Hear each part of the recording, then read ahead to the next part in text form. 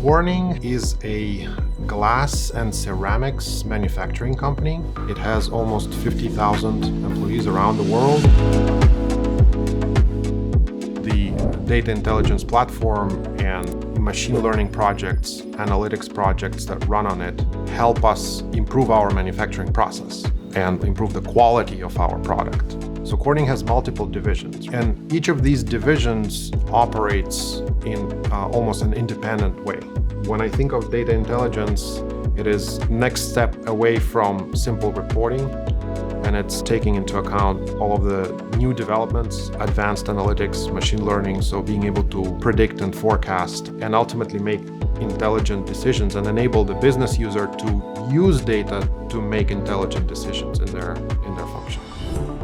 Recently, we rolled out a few chatbots powered by generative AI running on Databricks agent framework that allow our business users to better understand hundreds and thousands of internal Corning documents, which otherwise were not accessible without reading them through. MLflow is a great packaging mechanism for our GenAI applications, and then we model serving as the runtime environment where we deploy API endpoints. Our idea is to make them look and feel like a large language model that was trained or fine-tuned on Corning data.